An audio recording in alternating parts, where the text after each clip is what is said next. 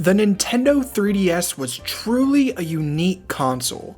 It served as a playground for developers to take advantage of the numerous design features present in the handheld system. This was done to varying degrees of success. A lot of the system's launch titles relied too heavily on them, holding very little substance outside of the first few moments of gameplay. But hey, you have gyro controls and microphone functionality. There were some real standout games, like Kid Icarus Uprising, utilizing the dual-screen nature of the 3DS by introducing an entertaining control scheme that we haven't seen since. Super Mario 3D Land basically justified the 3D aspect of the console. And how could I forget about the console's home menu? You could blow into the microphone and have all the game icons start spinning around. But there's one game series that always hung around the eShop front page with its crazy premise and implementation of the 3DS's often forgotten features. The Denpa Men series is Genius Sonority's attempt to capitalize on both the monster catching and dungeon crawler RPG genres of gaming. They were able to pump out 3 whole games on the 3DS eShop, in America at least, and each were received relatively well. It was a low-cost title with a ton of personality that you could end up sinking a lot of free time into. My first experience with this game came when I was browsing the 3DS eShop, and since I was just a little kid, I didn't have any money. Lucky for me, the console had a wide array of downloadable demos for games present on the eShop for completely free. It just so happens that one of them was Denpa Men. They came by wave. I was already big into Pokemon, and a game like this that's so similar while also being silly and unique was something that's right in my ballpark.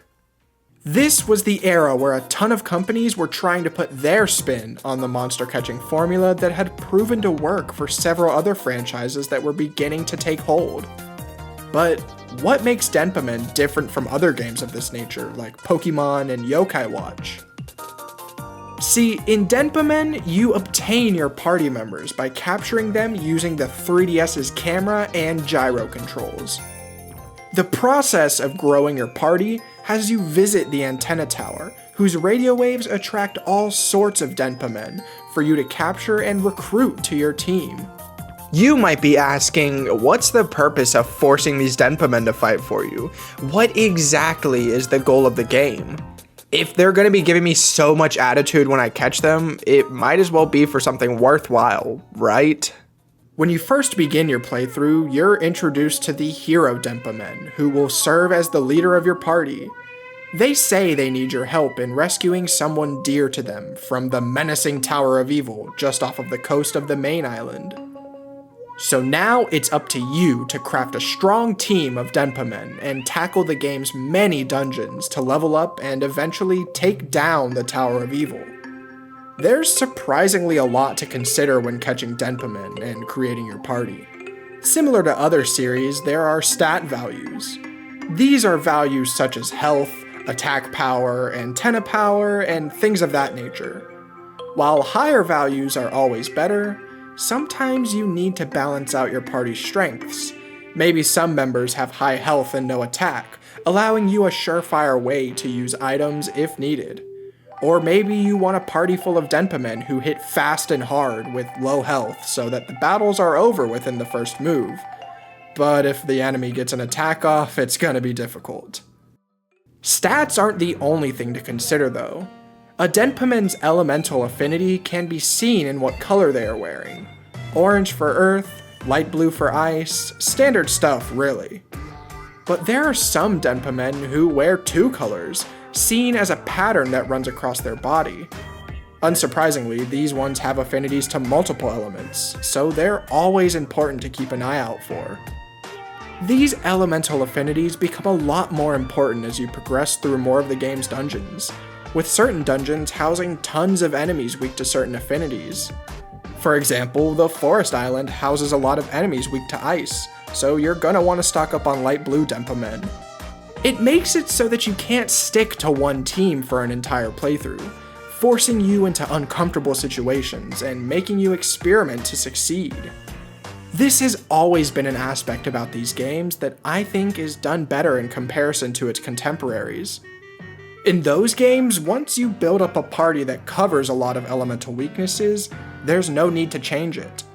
But here, since your entire party is battling at once, everyone is vulnerable, forcing you to constantly reevaluate your party as you progress throughout the game, forcing you to head back to the antenna tower to catch Denpa Men who may better fit the situation you're facing. Finally, there's antennae. How else do you think Denpa Men find these radio waves? Some Denpa Men have antennae on their head, indicating the presence of a strong ability. Their ability can be seen by what shape their antenna is. Some provide strong elemental attacks, while others can provide party buffs, or even revive a fallen member of your team. Performing these moves requires you to expend some of your antenna power, so make sure you ration that out carefully over the course of a long dungeon. Like I said, there's a lot to consider. You gotta have your bases covered with high stats, elemental affinities, and even if you want some antennae if you want to get through the game. Or if you're someone who cares a lot more about aesthetics and the look of your team, there's head shape and facial features to consider as well. It's not uncommon that you'll find yourself spinning in circles trying to catch the best Denpa Men, since the good ones tend to run away and make your life just a bit more difficult. But hey, this helps the game stand out a lot. Throughout the course of the game, you'll encounter tougher and tougher dungeons, beating enemies and bosses to get more experience and level up your Denpa Men, all while unlocking new items from shops and expanding the world a bit. This all culminates in a final battle with the true king in the Tower of Evil. Standard turn-based RPG stuff. If you're not effective in battles and the way you traverse these dungeons, you're gonna have some difficulty getting through the game. So if it's so similar to other games in the genre, why am I talking about it? I don't know, I just think it's neat. The art style is silly and makes me want to live on the island as well, with this funny looking sun in the sky. The Denpa Men have a lot more personality than you would expect, usually spitting out a funny one-liner whenever you capture them, and proceeding to either be joyful that you chose them for your team, or depressed if you turn them away, which might actually be a blessing in disguise since I got a lot of my Denpa Men killed over the course of my playthrough. But I think it's mainly because this is an overlooked title for my favorite console of all time, and we're finally getting a new Denpa Men game on July 22nd, 2024. Out of nowhere, Genius Sonority must have gotten the green light to create another one of these games, since Game Freak doesn't have them working on any Pokemon spin-offs. From what little we've seen in the trailer, it looks like it's gonna continue to keep a lot of what made the original so special. So that's definitely going to be something to keep your eyes open for. Up until the most recent sequel got announced, it felt like I was the only person who really remembered this game. But I hope this video can help convince people to pick up the new, free Denpa Men game that releases July 22nd, 2024. It'll start off as a timed Switch exclusive before migrating over to other consoles, so there's no reason for you not to pick it up. Let me know if you have any memories playing Denpa Men or any of its sequels down in the comments below. If you enjoyed the video, it would mean a lot to me if you would like and subscribe. Now if you'll excuse me, I have to go wait for the worldwide release of the new Denpa Men game on July 22nd, 2024. Decorate your island however you'd like, and more. Plus, up to 4 players in local co-op can team up to catch special Denpa Men.